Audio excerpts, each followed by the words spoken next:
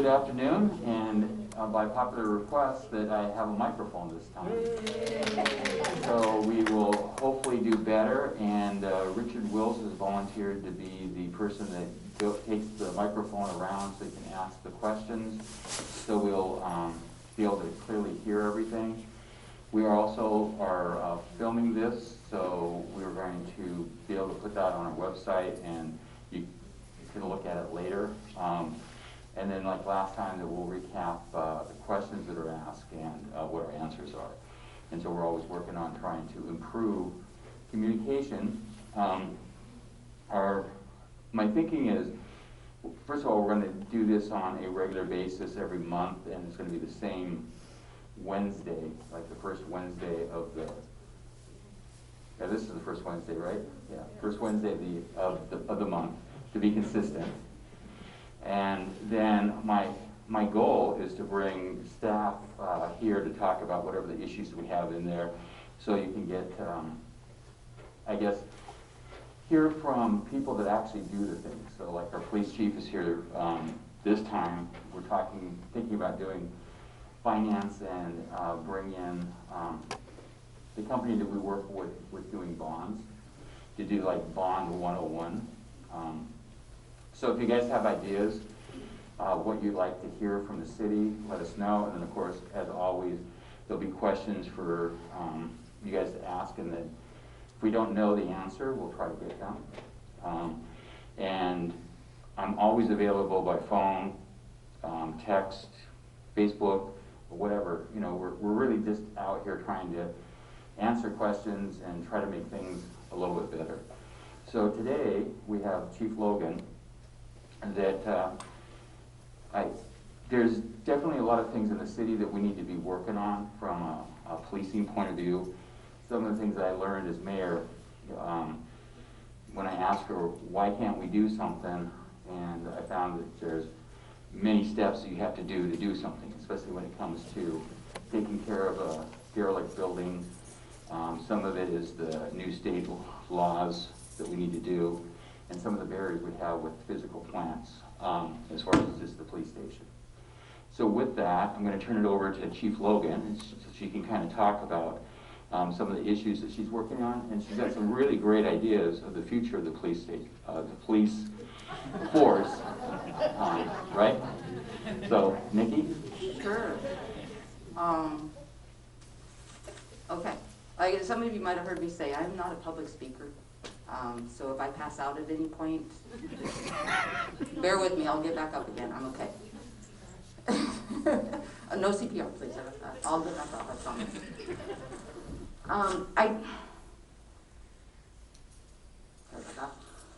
I just wanted to start out real quick to kind of clear up, I'm going to touch on a few things. I want to clear up some misinformation that might have been put out at some point, or misunderstanding of information that had been put out on how to report crimes.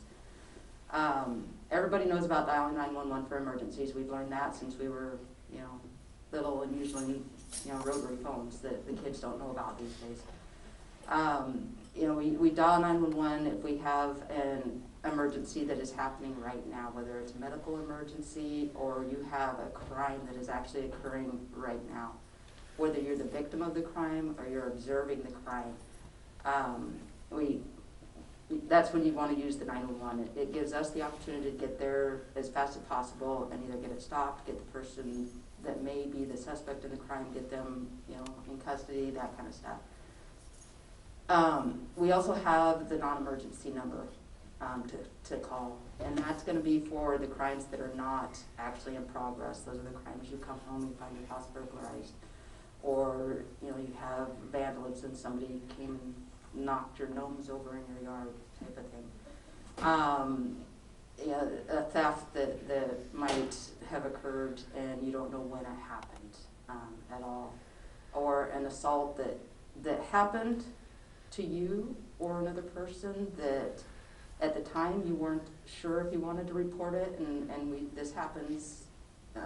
People will wait days, weeks, months, and then decide they want to report it to us.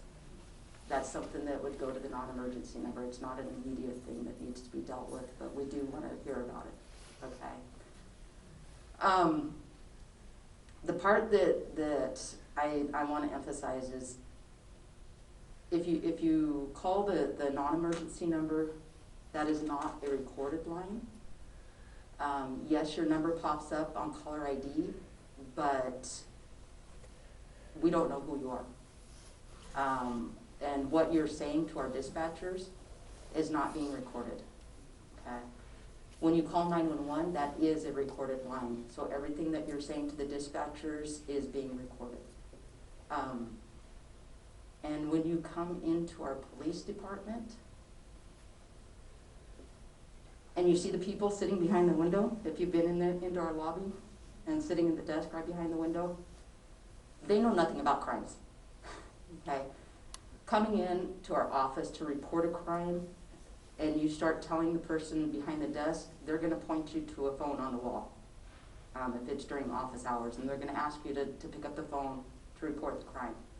That phone line goes to our dispatch, which is basically the non-emergency number. And so that's where we want you to report the crime. That's how you're gonna get an officer to either respond to you there, or if you wanna go home and have them meet you at the house, that works too, either one. But you'll tell that to the dispatcher along with all the other information that you have. Calling our department, our actual office, and trying to report a crime, that's not gonna work either. We're gonna direct you right to dispatch. We're gonna forward you on. So to kind of skip that step, it's better just to dial the non-emergency number as opposed to calling our station. Because I don't have any dispatchers in my office. My people working at that front desk, they are not trained dispatchers. Dispatchers have special training in everything they do. They know how to talk to people, they know what information we need, and what information they need to relay to us so that we can respond to calls. My people working at the front desk, they answer phones, they file. Okay, they don't know much else beyond that other than what they've kind of learned from us a little bit on the side. But they can't relay any of that information to you because they're not trained to do that stuff, okay? I've had people come in and yell at them. I've had them yelling, to where I could hear them on the phone yelling at them because they expect them to know what our job is. And that's not their job. And I feel sorry for them because, you know, they're getting yelled at for nothing. It's not their fault. So if we could kind of, you know, through you kind of get the word out there that we need to be either dialing 911 if it's an emergency, or the non-emergency number, or if you come to the station, don't get mad at them if they tell you please pick up the phone and report it to our dispatch, okay? If it's after hours and you need a police officer and you show up to our building, there is a phone outside on the wall. It says 911, dial 911 on it. That doesn't mean that, I mean, if you don't have a phone and that's the only phone you have, dial 911, even if it's not an emergency. Those dispatchers are the same people, the non-emergency and the emergency, okay? So when you call the non-emergency line or 911, you're gonna talk to the same people, either way. It's just how they prioritize the calls as they come in, okay? So if you have to pick up the red phone because you wanna report a road rage that just happened, somebody followed you through town, and you want to give a description of the vehicle and the direction it went. Pick up the phone, dial 911. They're going to ask you if it's an emergency. Say no, not right now. But they'll probably help you right away anyway, unless they have something major going on, and they'll get all the information from you. Either way, just know that it is 911, so it will be a recorded line. So keep that in mind. Okay.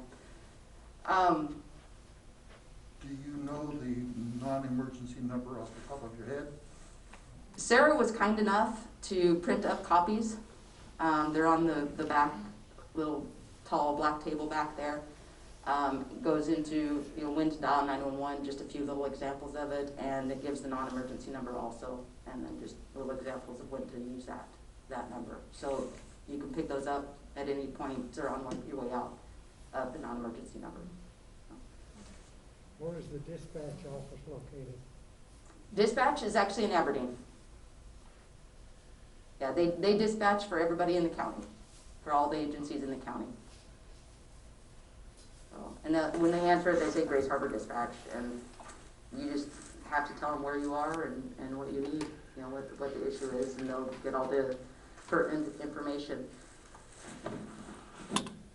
It is very important, I wanted to hit on this also, is if you see a crime happening, please call. Don't assume that Mary over here is gonna call because they're watching it too, or, you know, Adam over here is gonna call because he's seeing the same thing. Don't assume somebody else is gonna do it because they're probably sitting over there looking at you and assuming you're gonna do it, okay? I would rather have 10 people call on an incident than have them all assume that somebody else is calling and nobody calls, okay? We can never have too many. The more information we have on calls, the better, okay, if you're seeing something happen.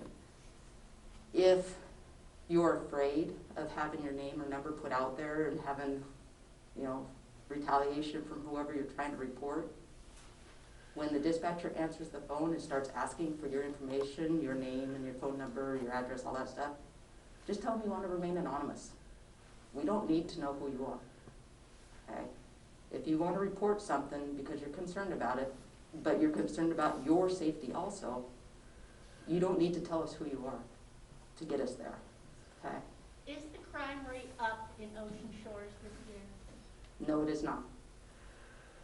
We have had our months where it's been higher than normal, but overall, it is down for the year.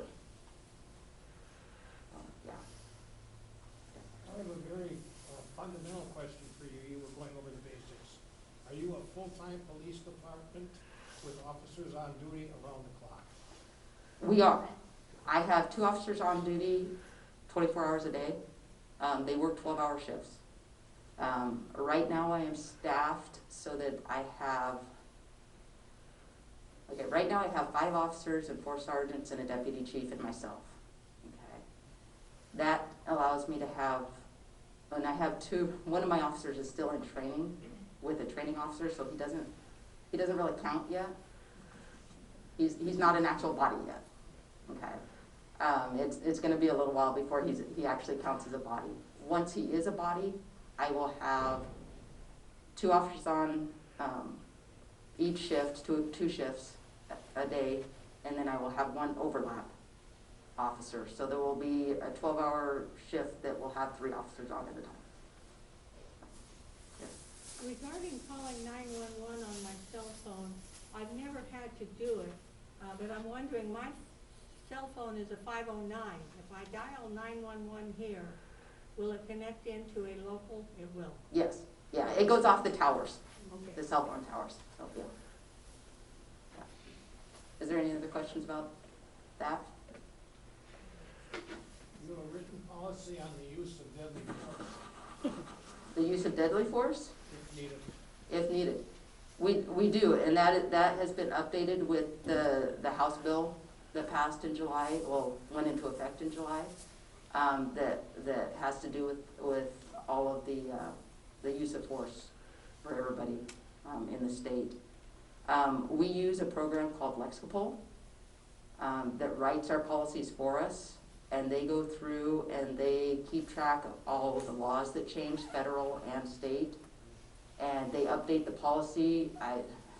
Since July, it's probably been updated, our use of force policy, including the deadly force part of it. That whole policy in different sections has probably been updated 6 times.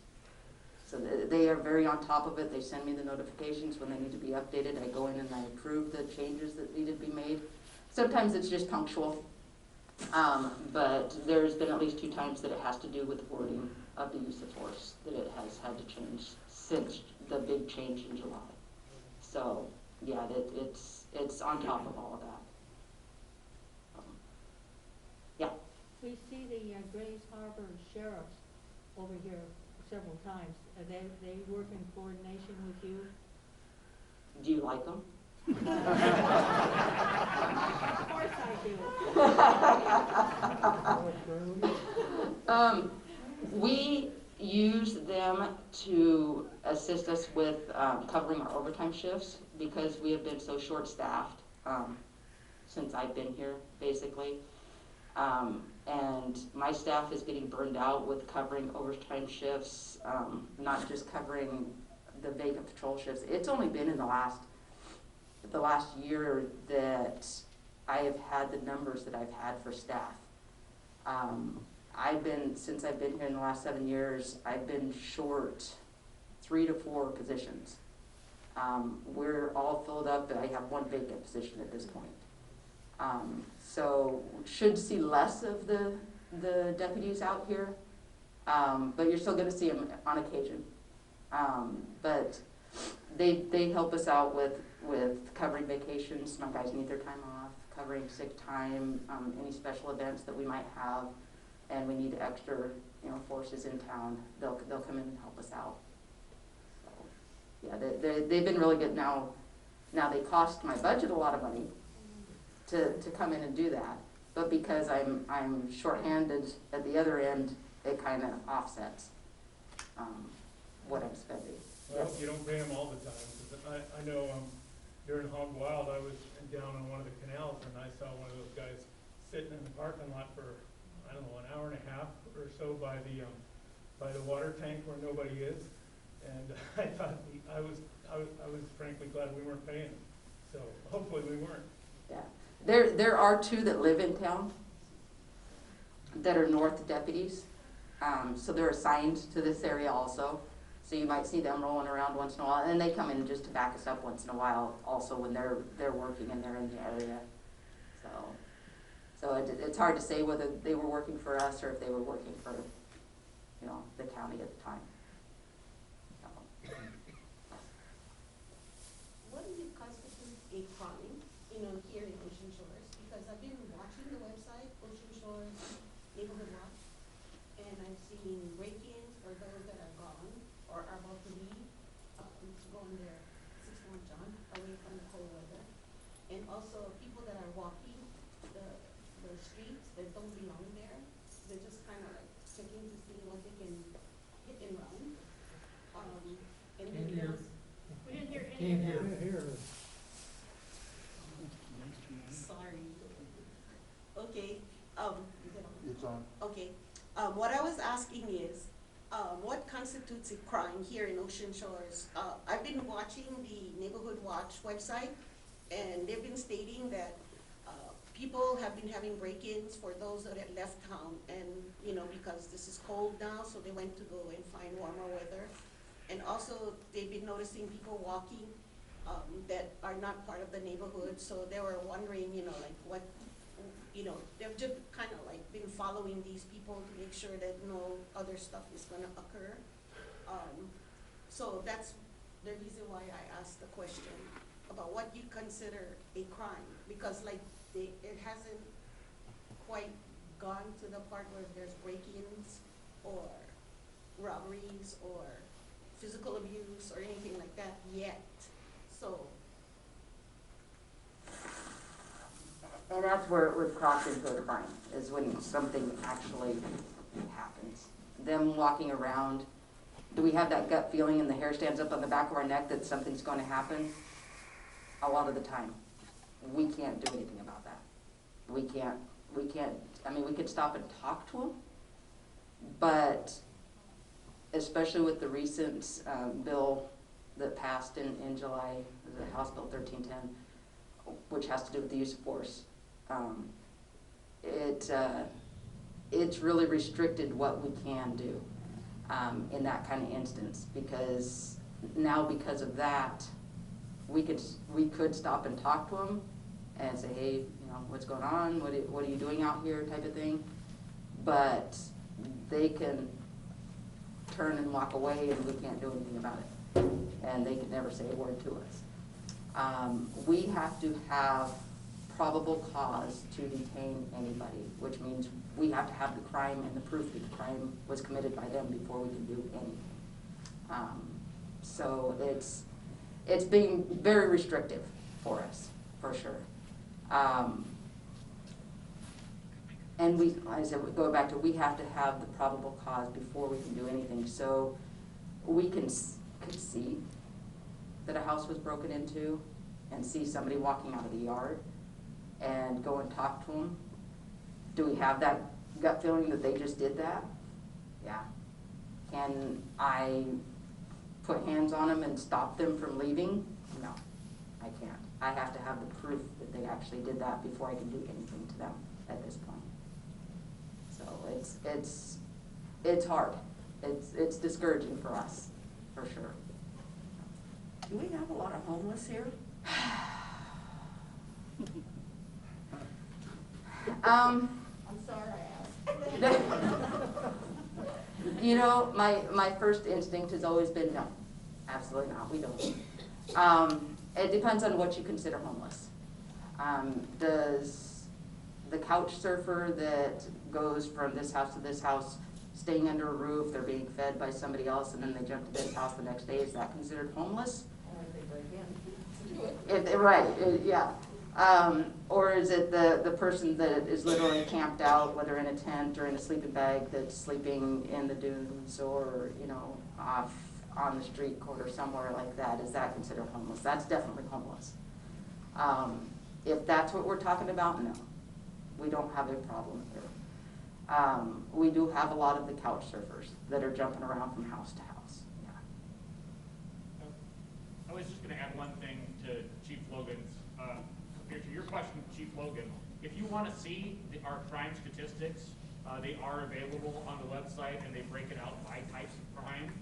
So it's easily found on the city's website. But you'll see, you know, assaults committed, burglaries committed, break-ins, you know, homicides. Any of those stats are all available to the public. Just go to the city website to find them. And if you're interested in particular types of, you know, what crimes have occurred, the historical, you know, trends for that, it's all readily available. Thank you. A follow-up to Neighborhood Watch. I wondered how active that is in Ocean Shores and how you interact with Neighborhood Watch. Now, Block Watch, there's Block Watch and there's Crime Watch. They're two different things completely. Okay.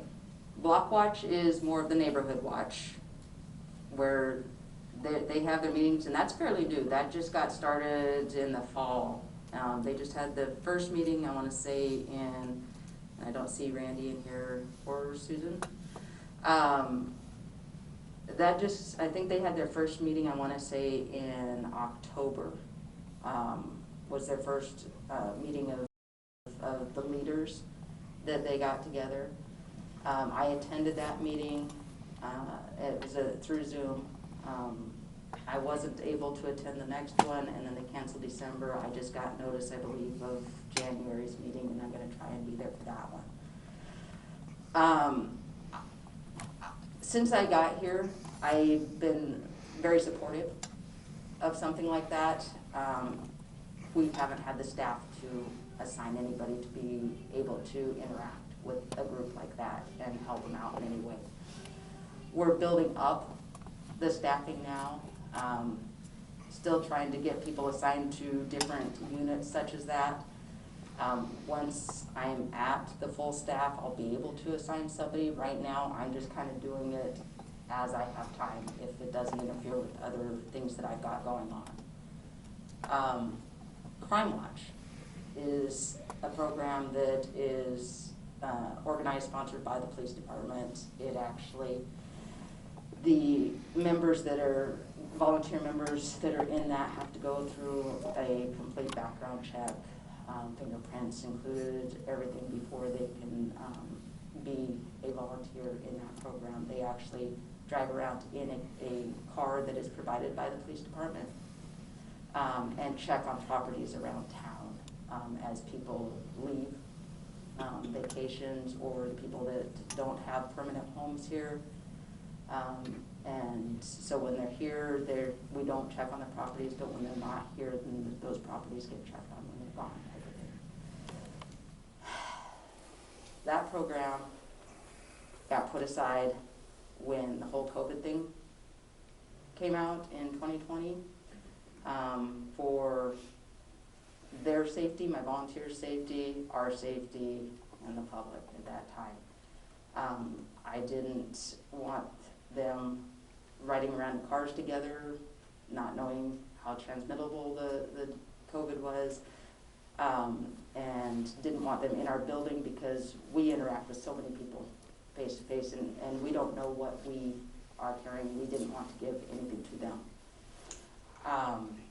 And so that kind of got put aside. Well, at the same time, the vehicle they had went down, so we no longer have a vehicle for them. And so we are also looking at the policy manual that they went through that was literally 2 pages. And I know we had come across a lot of situations that were not covered by their policy, so we need to redo that policy manual before we get the program started again. And we need to get into the vehicle for them. And that kind of leads me into another issue that we're having is we have no room for them anymore. We have no space. What they had is a little, literally closet-sized office, has now been turned into storage. I don't have room for my new code enforcement officer that I'm going to be hiring here pretty soon, hopefully. I don't have room for my administrative assistant that I'm going to be hiring soon. And these are both the positions that need their own space, need their own offices, on top of the Crime Watch program. I don't have room for a detective that as soon as we get to full staff, we'll be dedicating a detective also. And that person's going to need their own space. And the big thing that we do not have room for is the interview room that we don't have. We have no place to interview anybody, whether it's a victim of a crime that needs privacy that we need to interview, or a suspect that we need to interview. We do not have the space to dedicate any room to that. And as of the 1st of this year, House Bill 1223, I believe it was, in that requires us to do video and audio recording of all of our felony suspects that we have in custody and all of our juveniles. So not only do we not have the room for an interview room, we don't have room for an interview room that can house that kind of equipment to do the recordings. So we are in desperate need of a new building. Just for space alone, we don't have the space anymore. We've outgrown our building. Our building was built 31 years ago. It's a modular structure that was intended as a temporary housing for the police department. Their idea of what temporary was apparently is not the same as what mine would be. So, but you know, the building itself is having a lot of issues. One of them being this summer we discovered in a bad way that our hot water heater, we didn't really pay attention to where it was before, but we found out this summer when it went out and flooded our electrical room that houses also our server, which is the brains of our entire building. That's probably not the good place for the water heater. We have no other place to house it. We have no other place to move our server. We have no way to separate that. So that is not a good situation for that to be in. Our evidence room is actually a little garage in our parking lot that we have outgrown, basically. It's in need of a new roof and new walls right now, but we also have to consider the fact that with laws changing, requiring us to, mandating us to keep some evidence indefinitely. Pretty much anything that has to do with a death, any homicides, any vehicular homicides, any sexual assaults of any kind, all the evidence from those things, we have to pretty much keep forever. That stuff is building up. And we're running out of room just for that stuff alone. So we're going to need a bigger facility for that. And our evidence, and that's the garage that we have, that's our evidence room. is actually one of 3 locations that we keep evidence in. Our evidence is spread out in 3 different locations. This is just the main one where we keep our smaller items. We actually have 2 other locations that we keep larger items at. So it would be nice if we had it all in the same area. Our evidence tech would appreciate it if it was all in the same area, so he didn't have to travel around. As I said, we're in desperate need of a new building, for sure. But any other questions? Where would you put that new building? I'd like waterfront property so I can look out a big window at the ocean and watch the storms roll in. Okay. Number 2. Was it? I will field that question, but that was so good. See, when she says these low expectations, really, I'm not a really good public speaker, and then you're all sitting in the edge of the seats. So I will finish, but I'm happy to add in when you're done.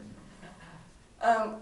We've actually had a site visit done and projects at 3 different locations in town.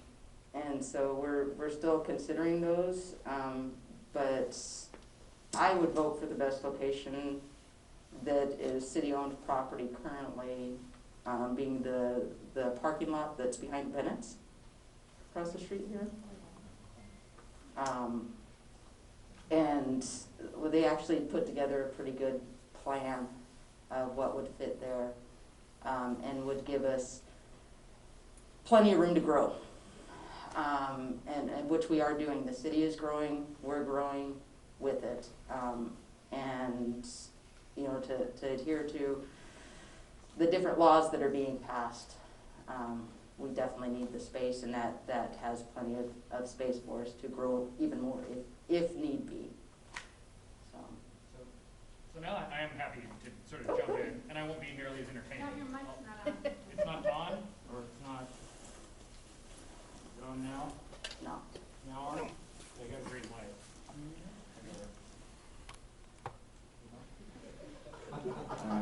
See, I said I wouldn't be as entertaining, but I'm more entertaining, it turns out. Not in a good way necessarily. So I'll just give everyone like sort of a refresher course as to what happened with the police station. We've known we needed this for a long time. Early last year, we looked at the opportunity to purchase the theater, which was then currently for sale.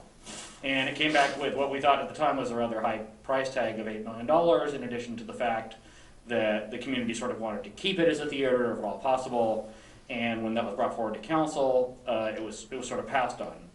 And that brought us, some subsequent questions. A, what would it cost to build something from scratch, and what would that look like, and where would that go?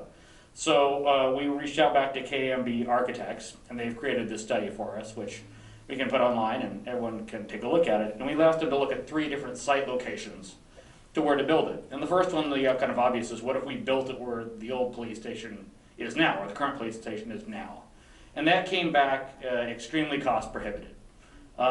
They would have to rip up all the foundation. The space isn't good. It would have to be a 2-story structure. There would be a number of modifications that would be made in a very small site, so that really didn't work for us. The second site we looked at was right across from City Hall, or where the fire station is currently, which is the fire station / City Hall. And it would have it'd be nice to be on the canal. You could put the police boat out there, it'd be a little better view. But the problem is the setbacks, because of the canal, would be so great, we'd have to once again build a 2-story structure. And a 2-story structure, that automatically is going to add like $3 million to your costs, just that right there. So the third one, it is sort of like the 3 bears and the porridge, which is kind of the best right. It's the one that she just referred to. It's right behind Bennett's. It would be close to our hotels. It would be close to our downtown business centers, but it would still be within that periphery of where our city buildings are. It could be a 1-story structure, which would save about $3 million off the cost. But the cost did come back. Nonetheless, this is something that we're going to have a conversation about. It would be about $10 million to build it. And that's based on today's construction costs. It's an extremely well-researched and thorough document, what they did. I think they did a fantastic job in putting this together. But that's what we're looking at the moment, to build a police station that meets not only the needs of Ocean Shores, but the requirements and the laws of the state of Washington for what we have to do now as a police force, and to be in compliance with legislative mandates have been. So I have a question, and the question is, of that $10 million, is any of that, are grants available for any of that money?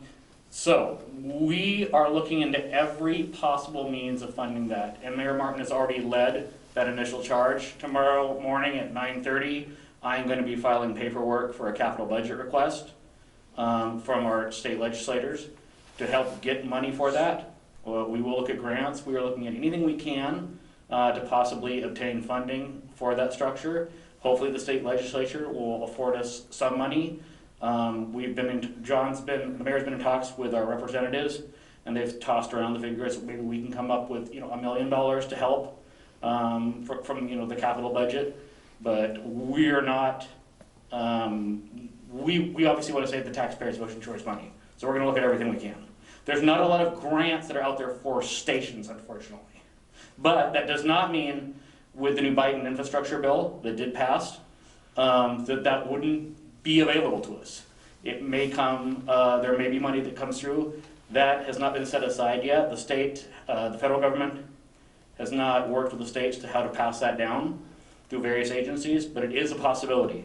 The money will be available to build capital projects for a city or obtain tax-free lending possibilities. And just to add on to that, we've had conversations and we've gotten not a thumbs up, but basically a pretty positive response of them contributing about $1 million from the state. Of course, the state is more of a finisher. They like to get the project and they like to finish it so they can take credit for that. So that's a tough one.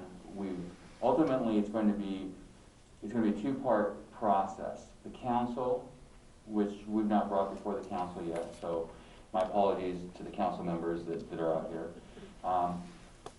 But we will. The council will have to approve us moving forward, and really when you look at the number that we're looking at, it's going to be something that we're going to have to take to the voters. And so ultimately it's going to be you here making the determination whether or not we need to do it. But we've looked, I've tasked everybody to look at, is there a more affordable thing? Because my breath was taken away when we looked at the movie theater, when they said $8 million. And then we started looking at what our options are, and part of it is mandates from the state, requirements of what we have to have in a police station. And it just the state has made it more difficult to do the stuff, what we need to do. Record retention is a big thing because it just takes up room. Having actually a place that you can actually interview people are a big thing. And one of the reasons we will be the first police force in Grace Harbor that will have cameras, right? I mean, you have video. The body cams? The body cams. I'm not sure if we're gonna get them first. I'm not sure who ordered them first. It's gonna go to who ordered them first. Okay, well, but anyway, between us and Aberdeen, it's a race right now. Right. So we made the determination to move for that because we don't have the thing. So there's a lot of stuff we've got to get out, and we've got to talk to you what you want to do. But if you take a tour of the police station, you can see that police station doesn't meet the needs. And and I go back to when I first moved here 14 years ago. I was actually appalled at the police station versus the fire station. I mean, just the differences of the facilities with it. But again, we got to go to the council first. Then the council needs to make a determination whether or not we need to move forward, and then it would most likely would be a bond that we need to do. But I know $10 million, that's a tough one. But and then the other thing that we talked about possibly finding an additional funding is taking some property we have, which are the lots that are on the other side that Neccie talked about, that's along the canal. And there's some other property that we have that we possibly could look at possibly selling for financing with it. But again, I agree, $10 million is a big number. I just wanted to clarify, I wasn't clear, I wanted oceanfront.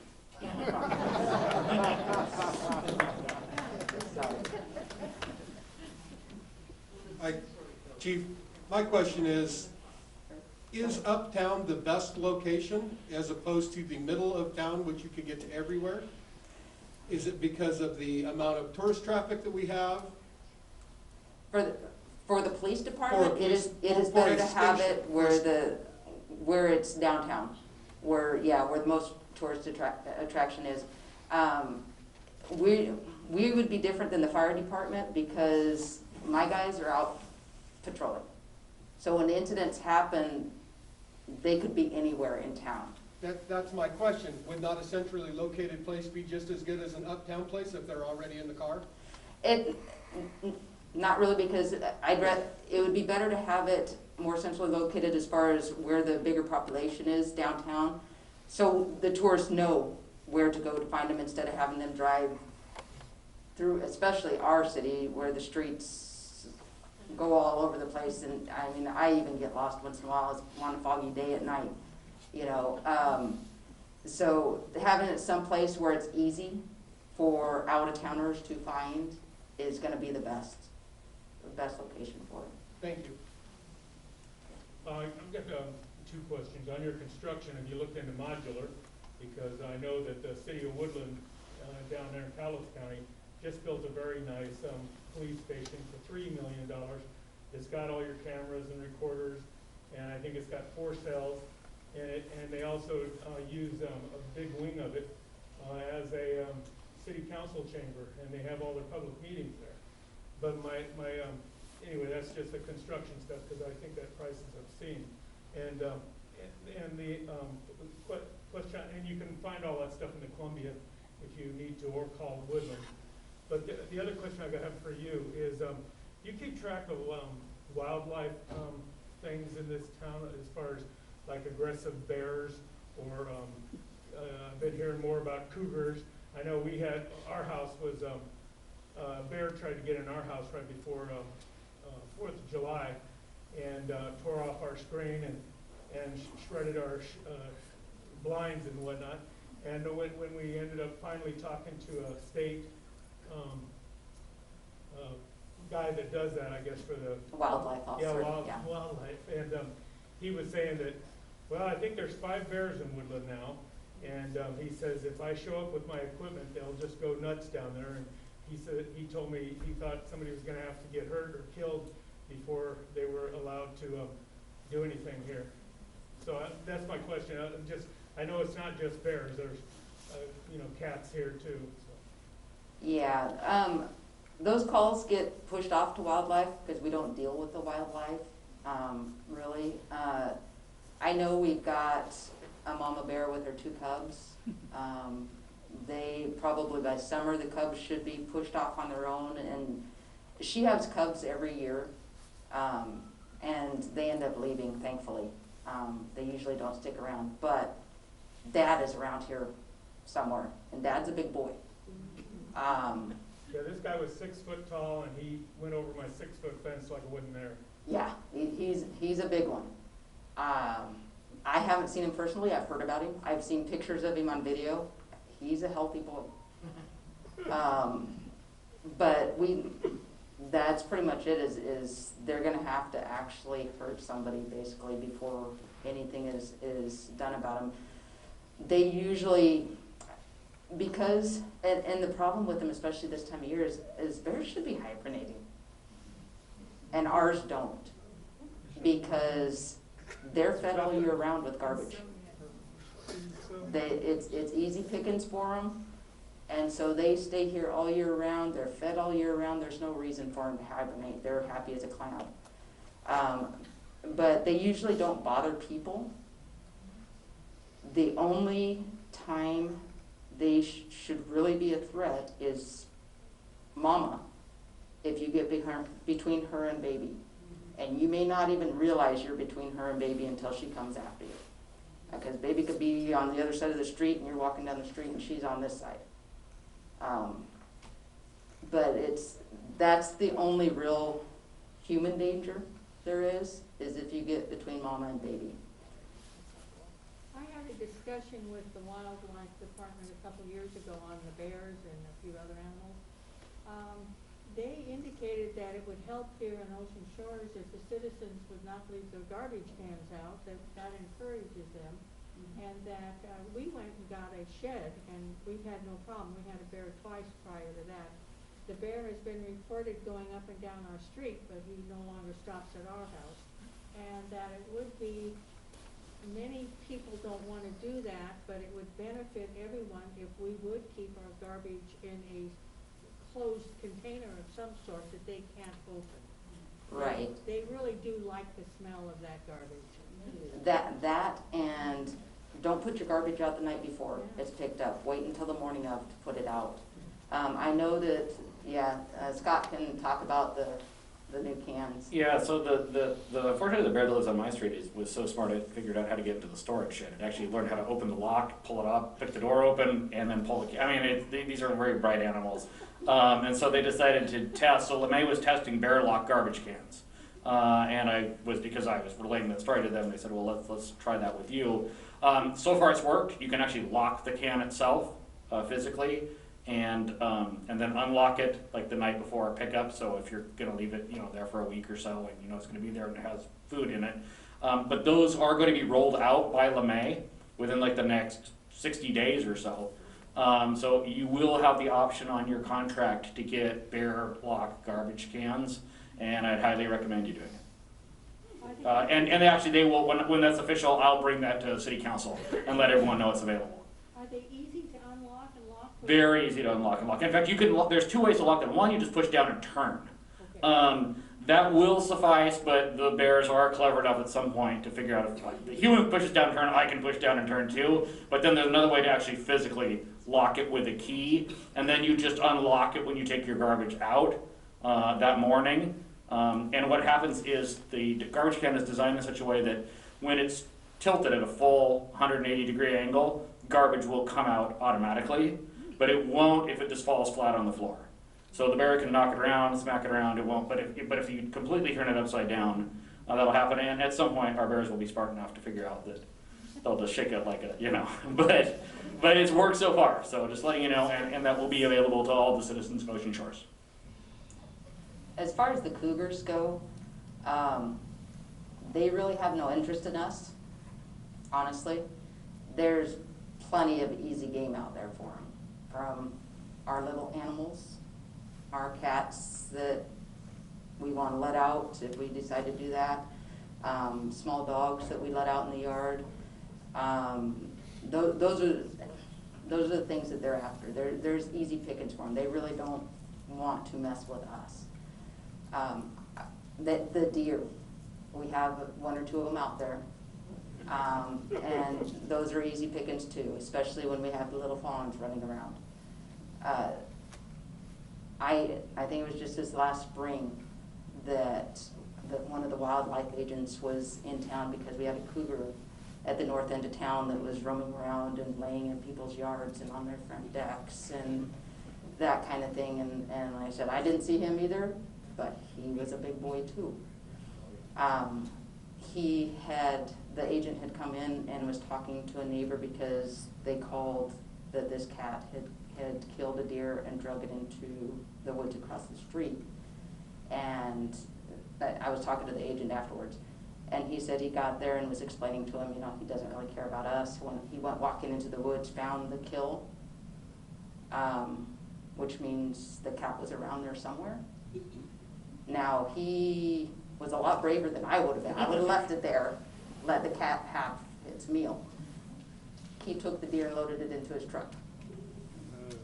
Continued to talk to this person, and this nice little kitty cat decided to walk right by him, looking for his kill. I loaded that thing and said, there you go, take it, and I'm gone.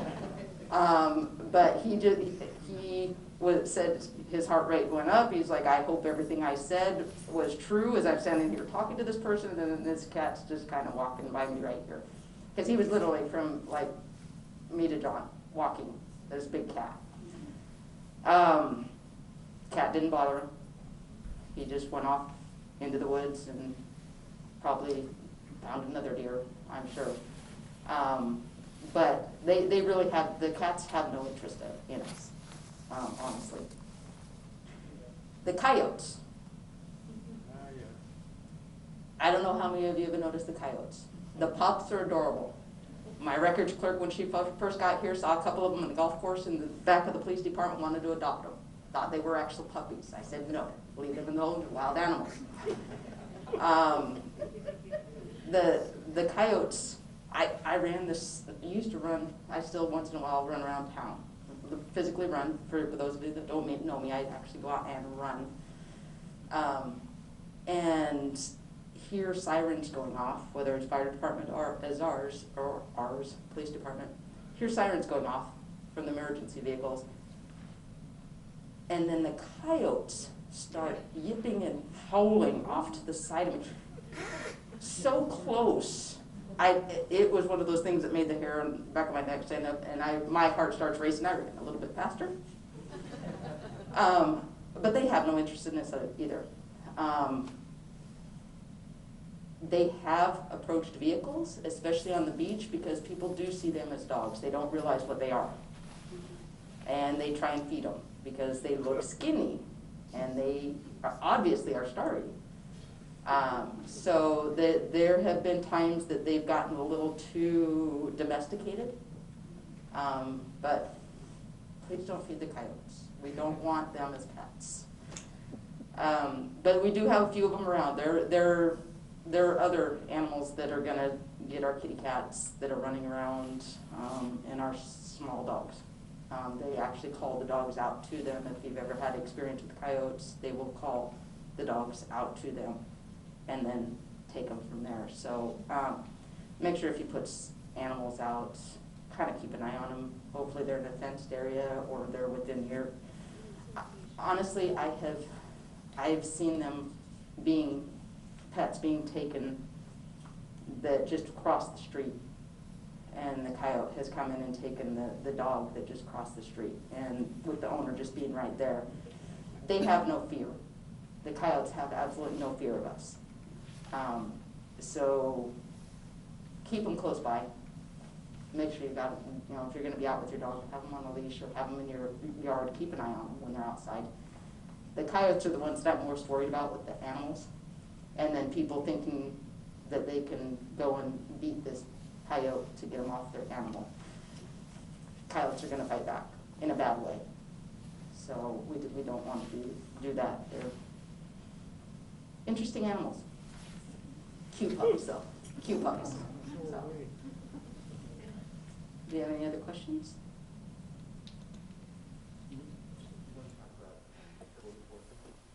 Not really.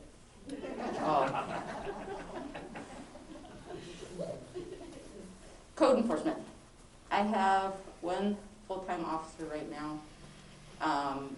Was just approved to change my part-time position to a full-time, so I'm in the process of getting applications for that position to get that filled. I'm super excited because my one officer is extremely busy, and when I did have a part-time officer, he was extremely busy also. A full-time officer, I have a feeling both of them are still going to be extremely busy. I could probably use 3, and they'd actually put a dent in things out there.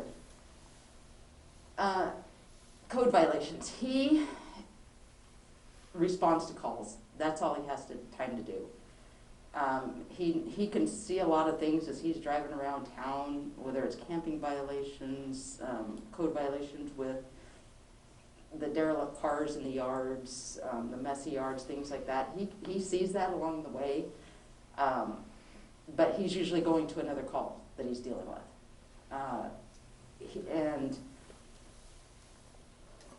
people don't understand how many steps it takes to deal with code violations. The camping violations, there are steps to it, but it's not that big a deal. The code violations with the properties that need to be cleaned up and such, the steps that he has to take with finding out who lives there or who the property owner is, and if they're different people, they can both be addressed with the issue. Finding out who they are to giving them their warning, telling them what they need to do, and he gives them a certain period of time to get that accomplished. Then he has to check back on them to make sure it is accomplished or is at least working that way. If they've made good steps to working that way, he'll usually extend that time if they're actually making steps to improve the problem. If they're not, then he'll issue the citation. Once he issues a citation to them, it's in the court's hands. Our court, once it gets into their hands, is very frustrating for us because things can stay in the court's hands and they can prolong it from there because it starts, the first court hearing is where they say whether they're guilty or not guilty. That's their arraignment. The second time they show up, because the judge will, usually they're going to say, I'm not guilty. They have to be assigned an attorney. They meet with the attorney. They get set another court date, which is another month or two down the road. Then they show up for the court. They do a few things between the attorneys, and the judge usually says, okay, now you have this long to clean up your problem, and he'll give them another month.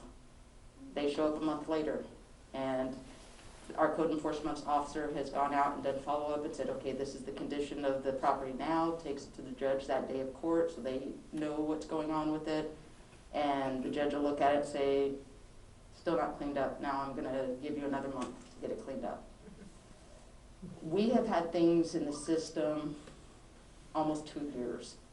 There have been a couple properties that we've been working on. And it's really frustrating on that officer because we hear from the public we're not doing anything.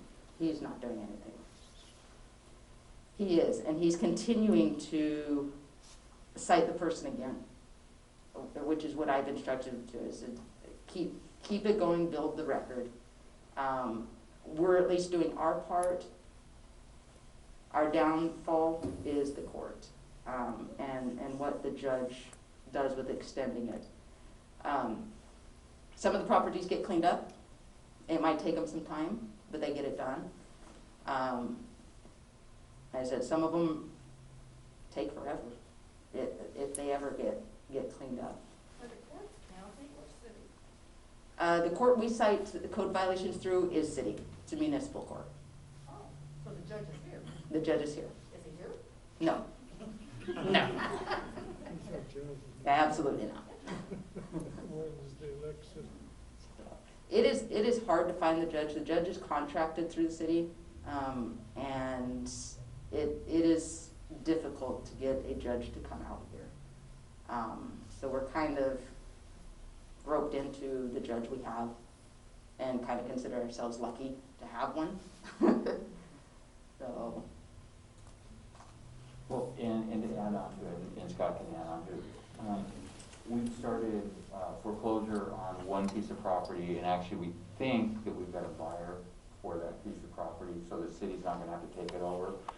But one of the things that, as mayor, we had everyone that's in part of code enforcement, which would be building inspectors, the police, everyone, we sat down and figured out what we need to do. A lot of it was communication, because some of the stuff code enforcement can do, but really dealing with derelict building, that is our building inspector to get that and to build the trail. And one of the issues that we have, obviously, is we've had people who have passed away, and then we don't really have the executor of the estate to find it.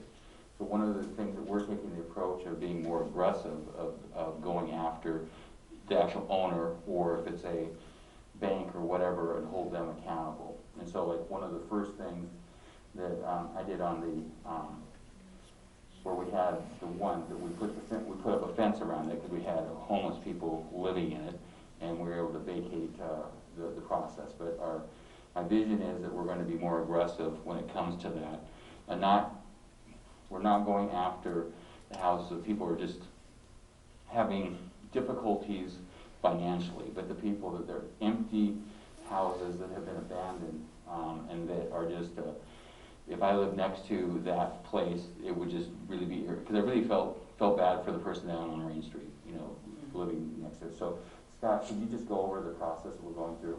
Yeah, so it is a cumbersome process, and that's not necessarily a horrible thing per se, because obviously the Constitution and state law and laws want to protect the rights of property owners, so the state we can't just seize a property for no reason. But what happens is when the building inspector deems that a property is really now not considered a hazardous property, and code enforcement, agrees with that, then we can red tag that property. We can seal it off. We then turn that over to our attorney. The city attorney then has to put that out, contact either the person who owns it or the executor of their estate, and that's been one of the issues on Rain Street, is the person who owns the lot is mentally incapacitated at this time. So it has to go through her daughter, who is the executor of that estate. But it looks like we've kind of come to an agreement and found a potential buyer for that property. But it can be a cumbersome process, and all they really have to do is appeal it, and they're given another 90 days to do it, to go back and appeal that issue. Right now, we're probably at about 45 days on that property, but it looks like it's going to be resolved. But I think what Chief Logan's really trying to say, and what Mayor Martin's trying to say is, we want to work to get some of these derelict buildings dealt with. It's just for both legal reasons, and constitutional safeguard reasons, and bureaucratic reasons. It's just not easy. You can't just do it overnight. But it's something we want to do because we know Ocean Shores needs it, and I'm the same way with the mayor. I agree with him in lockstep. If I was someone who owns a piece of property right next to a place where we know that homeless people are living, the building's been abandoned, that hurts everyone. So, yeah.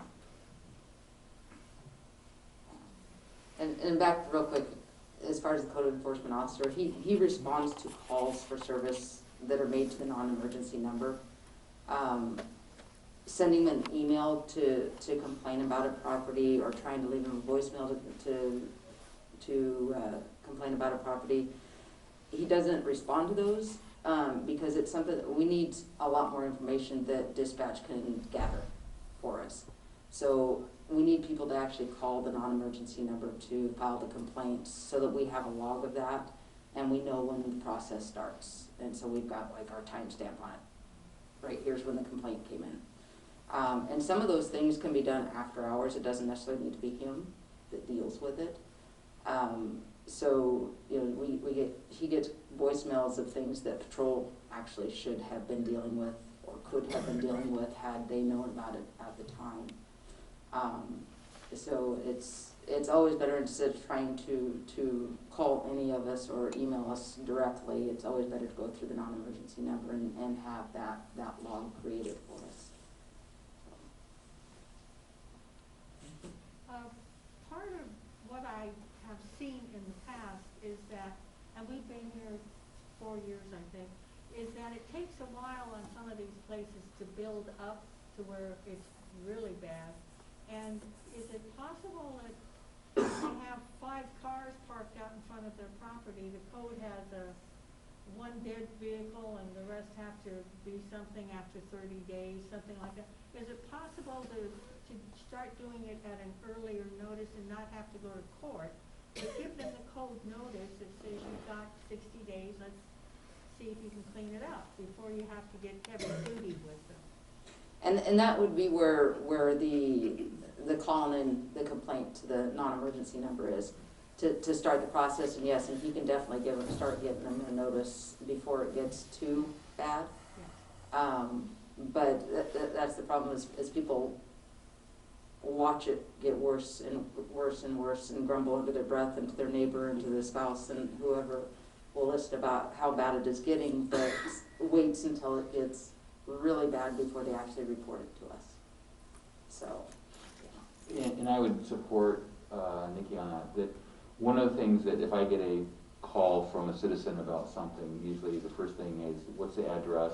And then I will talk to Sean or Neccie where it is, and they are always good at pulling up the history of.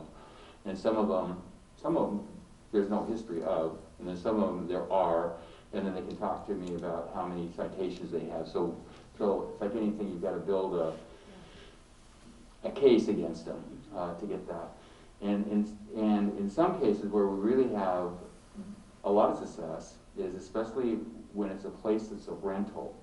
because we changed our code, 3 years ago on the nuisance that basically allows us to hold the landlord accountable for whatever is going on. And so a lot of times the landlord's absentee, they don't know about it. We send them a citation, and a lot of times they start the eviction process for us. So again, you know, if there's issues, let us know, and then we've got it on our list. And then we can determine whether it's a rental or a place that no one's supposed to be there, or a person that actually owns that. And that kind of goes back to, again, what I was saying about seeing something happen and then thinking that Mary over here called or Adam over here called about it, and they're thinking that you called about it. The more calls we get about it, the better. If it's a code violation, those are the ones that I hear most commonly that they feel like they'll be retaliated against because it's usually their neighbor.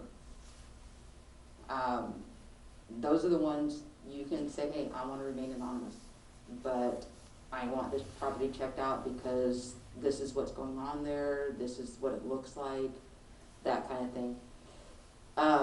If you don't mind giving your information, all the better. If you allow us on your property to get a different view of backyards, because a lot of times people are complaining about the condition of this house's backyard. We can't go onto other people's property to see that backyard. If we can't see it from the front yard, we can't see it. So if you would allow us to go onto your property to get pictures of the backyard to start the process, we appreciate it. But completely understand if you want to remain anonymous, and we don't have a problem with that, okay? But like I said, the more calls we can get, the better. You know, don't assume everybody else is making the calls. Okay? Who handles, isn't there a law in Ocean Shores that animals have to be on a leash? Dogs, yep. Dogs, and that also pertains to being over there on the beach? The beach. Sorry. I want to say it is south of Pacific on the beach. There is no leash law. Taurus. They can be, what is it, Taurus? Taurus. Taurus. South of Taurus to the jetty, they don't have to be on a leash. Nope, North of, No, it's just to Butter Clam, between That's Taurus and it? Butter Clam, yes. There's signs up there. smaller area, but there is a little area right there that they don't have to be on the beach, on this beach. Damon Point is county, that is not city limits. So we have no control over whether somebody has a dog on a leash out there or not. That is not our jurisdiction. Just a curious question. Washington State now has a squatters law, which makes it more easy for us to work with squatters. I'm wondering if Ocean Shores has had any problems. I know down my street a couple years ago we had one, but do we have any problems with that because our residents do take off for a while? Any complaints? A problem with it? No. Okay. Does it happen on occasion? Yes. I've only been aware of a handful of them in the last 7 years of where we've had squatters. So. Someone said the magic word out there though just a minute ago about jurisdiction. And this is, I just always want to point this out because you'll see comments on social media about the police didn't see this or they didn't stop this. The city of Ocean Shores is a very big, small city. We've got, I can't remember the exact number, 127 miles of road, something like that. That's police jurisdiction.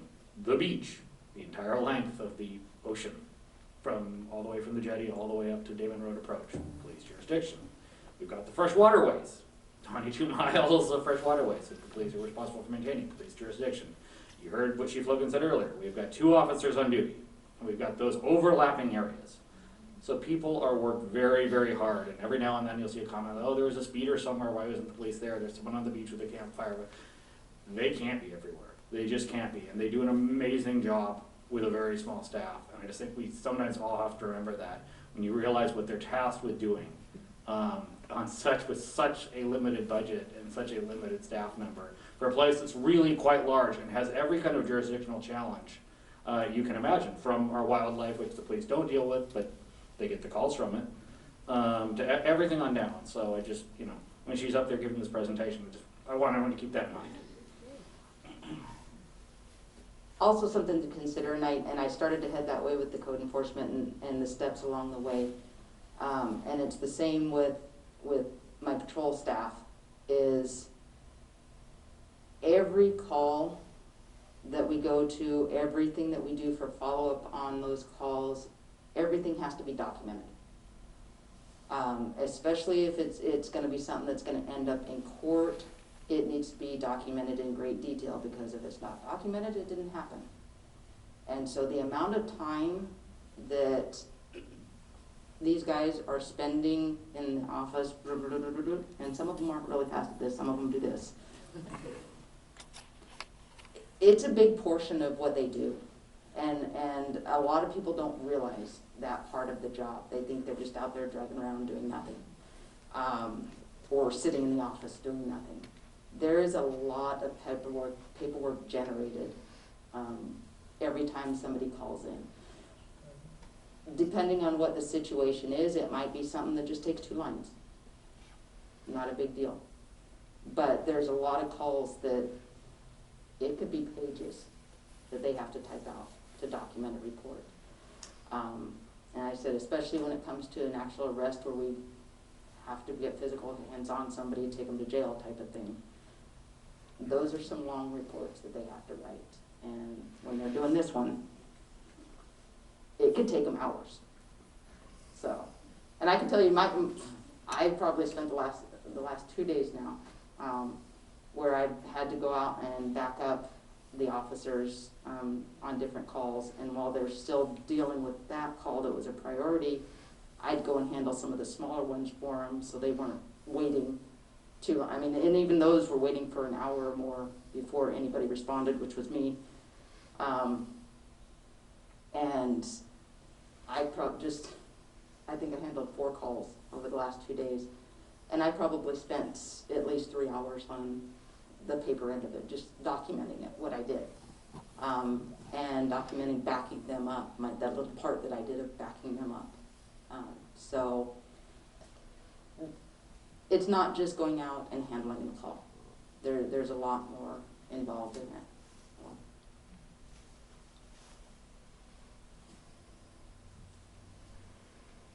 I have one question. Could you give us an update on the police boat? We got the approval to get it fixed. Because of the weather, we haven't been able to get it down there. Because it's down, the place we're taking it is at the south end of Oregon. So getting it, and the trailer that we've got is not the best as far as brakes on it and stuff, so we're kind of feeling out the weather, and we'll get it down there as fast as we can. But yeah, I'm hoping that once we get it down there, they can get it turned around 3 months, and that's going to be at the fast end, if they can get it done. When I originally got the quote on it back in, what was it, September, I think, and they said if you can get it to us next week, at that time, they thought they could get it back to us by February. So it may honestly be midsummer and December before we see it back.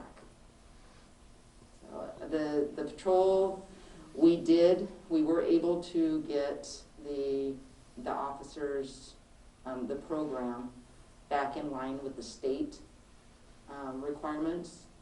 So we are actually considered a state Marine Patrol again.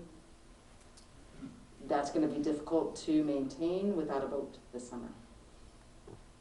So we're going to have the jet skis out there for training purposes. They'll probably be out there on the weekends, such as the fishing derby, the paddle ashores weekend, where we know there's gonna be a lot of people on the water. We'll probably have them out there for patrol for those events, but we don't really want them on patrol necessarily. They're gonna be more for emergency situations. But we're gonna get the officers that are trained, the boating officers, we're gonna get them out there for training on them a few times this summer. So those will be available if we need them until our boat comes back.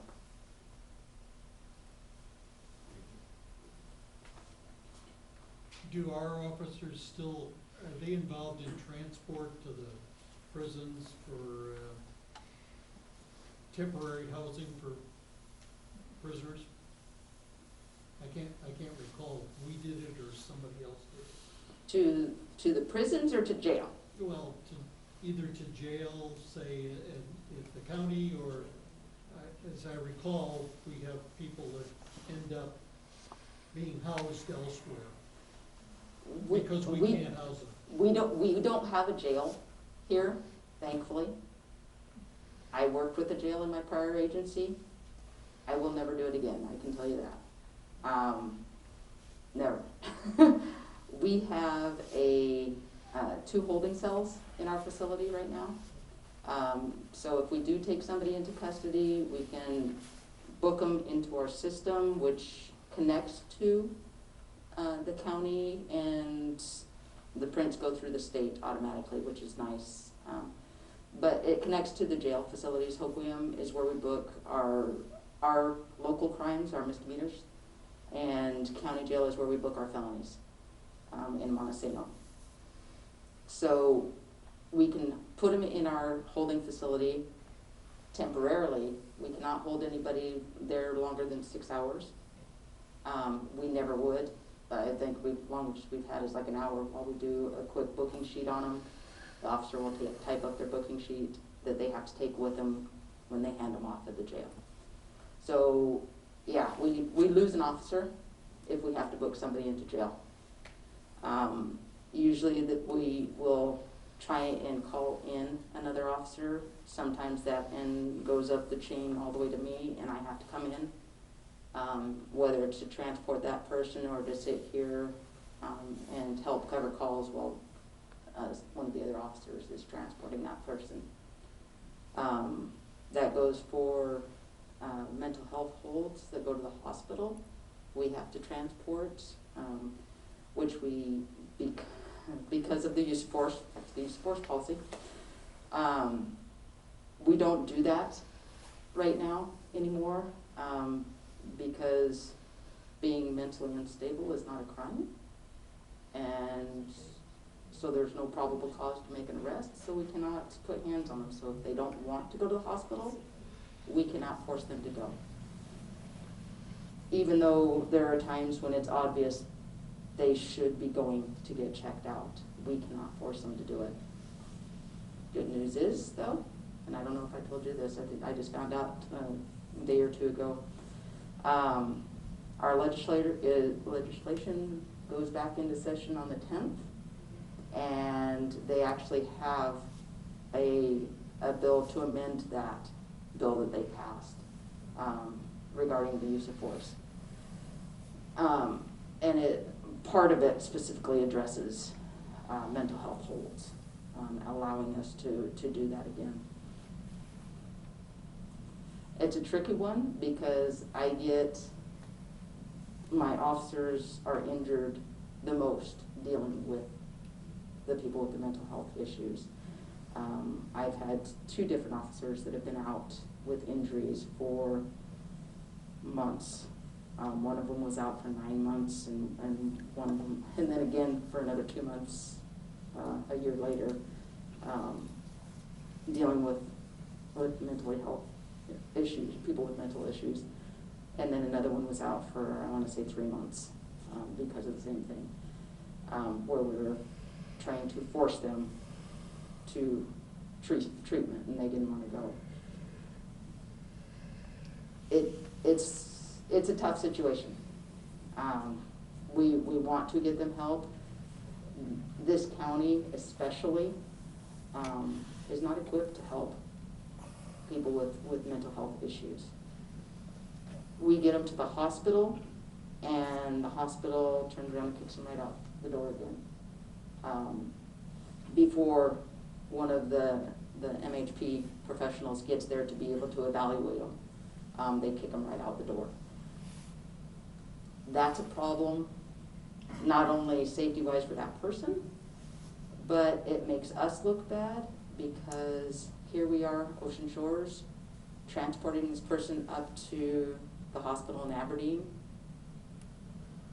They get kicked out the door, now they become Aberdeen and Hope Williams' problem. That's not a good situation for us to be in because it's not gonna be long and they're gonna start transporting their people right down to us. And saying, here you go, here's your people back and here's a couple more that happen to jump in our vehicle at the same time. Good luck with it. So, I'm not sure how to fix that problem. It's something that's going to have to be done at the state level, I'm pretty sure, and it's gonna be a big project. Absolutely is, but it's definitely something that needs to be fixed here, so.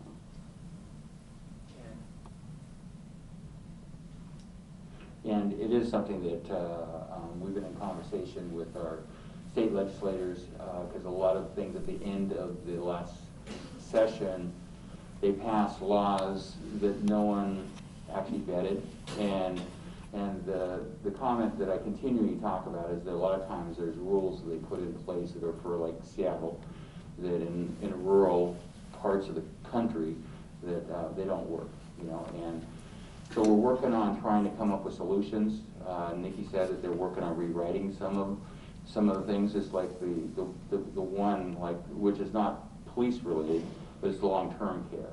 You know, they just didn't walk through what the process was. So I'm on the phone a lot talking to them, especially about the things that there's mandates from the state that there's no funding for, and then we as a city have to deal with it. You know, so a lot of challenges with for the police enforcement nationally. I'm very appreciative of having Neccie as our police chief. I think that she's forward-thinking, has a lot of good ideas, has really built our force up from where we were dramatically understaffed. She maintains a great relationship with the county and the sheriff, which is really important to do. And you know, and again, I think that as her staffing levels come up, that you're going to see that our police force is going to be more, I guess, community involved because they can show up at the different meetings like here. And I think that we are going to get Crime Watch back on, and I think that will also take some pressure off, especially when it comes to just checking on houses. And I think there's other things from an educational point of view that they can do. So again, I'm appreciative of the what our police do every day. You know, the police station is something that is going to be an ongoing discussion because we're going to need to do something. Everyone will be involved in that discussion as we move forward. And we'll definitely look at the contact Woodland and find out more details on that. So we're not locked into anything, but we're looking at it. But you know, as mayor, one of the things that to me is important is that I let you guys know what we're thinking about, what our challenges are, what we're working on, and so you're not surprised. So, you know, a year down the road, all of a sudden we're talking about a $10 million police station. You go, well, where'd this come from?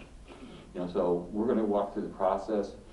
We know it's going to be taking a long time. We're starting having a conversation, and we'll come up with some solutions. But obviously, we probably will have an open house at the police station, so you guys can go see what our police station looks like and determine whether or not you think it meets the standards, and then come up with solutions. So again, I appreciate Neccie coming here and having a conversation with you. And city staff, myself included, you know, we're always open for email comments, phone calls. We might not have the answers, and we might not even agree with you, but we will definitely get back to you. And I think that we're moving in the right direction, and we're planning on having this as an ongoing thing of having different meetings. And we're going to post the video of this, so if you're not here or you want to look at it again, you can. We're working on a mayor's blog, so the things that we're putting on Facebook, you also can get onto our city website just to get those. But to me, it's all about communication. So the more that you guys know, the more that you can go, yeah, that was a good idea or not a good idea. So if you have any thoughts of what we can do better, just let us know. So any other questions before we go? Richard and then Diane. So in previous months or years, there has been a lot of discussion about making documents more available so that would reduce the number of, what's the word I'm looking for? Public records requests? Yes. So is there any plan afoot to address that issue? Yeah. In fact, I've talked to Sarah, our clerk, is really working on that, and I've charged the team, if we get a public record request, is it something that we could put online to make it easier, so we don't have a public record request. I've given direction, if someone asks me about, like, we used to get a lot of requests from documents that we had at city council meetings. You know, we're just sending that out, we're posting it. I mean, so as much as stuff that we can put on, we want to make it that. Now, I know we need to streamline what our website looks like so it's easier to find. But I've charged our administration, make it as easy as possible to find whatever the documents are. And you're going to see in our council packets are going to become dramatically larger because I want all the stuff that's in there. So we're working on it. So if there's something that you think that should be posted and it hasn't been posted, let us know and we'll work on it. Diane? I just thought maybe you want to mention something about the water cutoff. I know we're trying to get that word out there that day. Yeah, I guess I should. End of September is when the water cutoff moratorium ended. We as a city determined not to do it until January. So we haven't shut up any water yet, but we're going to be moving forward. We have a significant amount of people that are past due. And part of it is, I think in some cases they just think they didn't have to pay for it. And the PUD had the same issue with the power cutoffs.